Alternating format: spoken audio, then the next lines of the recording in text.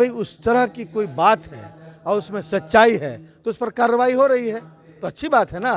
लेकिन मैंने उस नाम पर किसी को मैंने दहशत फैलाने की कोशिश नहीं होनी चाहिए। आप कन्फर्म होकर किसी को उठाइए और उसको सज़ा दे दीजिए। कहीं कोई देश के किसी व्यक्ति को कोई ऐतराज़ नहीं है, लेकिन उस नाम पर राजनीति कीजिएगा, धार्मिक उन्माद पैदा कराने की कोशिश कीजिए तो ये गलत है। नमस्कार, आप देख रहे हैं लाइव स्टेज में आपके साथ प्रेमराज। बिहार में कई जगहों पे पीएफआई के खिलाफ एनआईए की छापेमारी की गई है।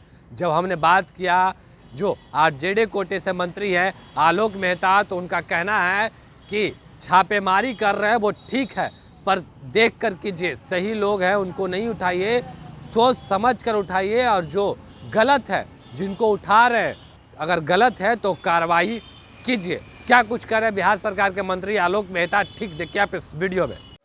पार्टी तो सदस्यता अभियान हमारा अनवरत चल रहा है और ये प्रावधान भी है हमारे यहाँ कि सालों भर सदस्यता अभियान चलेगा, कोई रोक टोक नहीं है। खाली चुनाव कराने के लिए सदस्यता नहीं, हमारे जितने लोग हैं उनको हम उतना सदस्य नहीं बना पा रहे हैं, तो इसलिए ये अनवरत प्रक्रिया है और ये चलता रहेगा। आलोक मेहता जी, एक चीज़ और है, पीएफआई को लेकर के बहुत बवाल खड़ा हुआ है। आपके 6 सदस्य उनके फिर से गिरफ्तार हुए हैं। क्या क्या पीएफआई पीएफआई के सदस्य मोतिहारी में गिरफ्तार। अरे वो तो कानूनी मामला है, अपना देख रहा है। लेकिन राम मंदिर को उड़ाने की धमकी दी गई, उसके बाद से जांच प्रक्रिया शुरू हुई, एनआईए ने छापा मारा और गिरफ्तारी की। अरे भाई उस तरह की कोई बात है और उसमें सच्चाई है तो उस पर कार्रवाई हो रही है तो अच्छी बात है ना। लेकिन मैंने उस नाम पर किसी को मैंने दहशत फैलाने की कोशिश नहीं होनी चाहिए। आप कन्फर्म होकर किसी को उठाइए और उसको सज़ा दे दीजिए।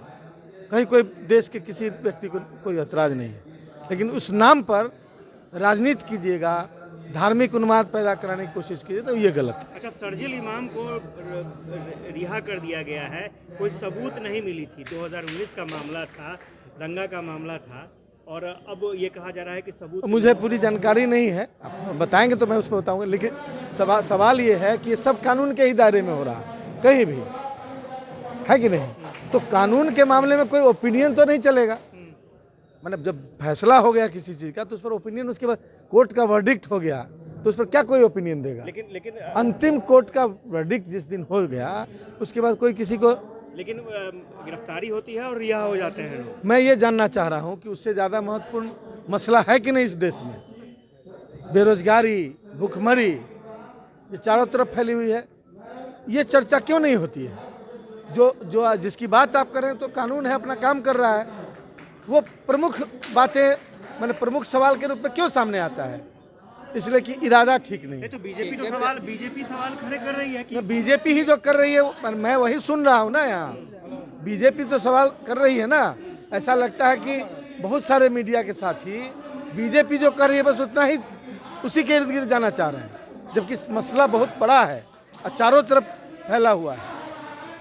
मैंने जब जवाब दे दिया तो उस पर मैंने फिर रिपीटेड सवाल बेरोजगारी पर तो कभी नहीं पूछा गया हमसे। के पाठक का वीडियो वायरल हो रहा है, के पाठक का वीडियो वायरल हो रहा है, कार्रवाई का मांग किया जा रहा है। तो मैं फिर कह रहा हूँ कि इन सारी चीज़ों पर कानूनी ढंग से कार्रवाई होगी। तो अभी आप आलोक मेहता को सुन रहे थे, उनका साफ तौर पे कहना है कि गलत लोगों को नहीं उठाइए, बल्कि ठोक ठिठा कर उठाइए, जो गलत है उनको ही उठाइए और उनसे पूछताछ कीजिए। और लोगों को जो कहीं ना कहीं जब किसी को उठाते हैं तो लोगों के बीच दहशत का माहौल बन जाता है, वो माहौल ना बनाए। बाकी की तमाम खबरों के लिए बने रहें लाइव सिटी के साथ। लाइव सिटी को सब्सक्राइब नहीं किया, सब्सक्राइब कीजिए। हमारे फेसबुक पेज को लाइक करना बिल्कुल न भूलें। धन्यवाद।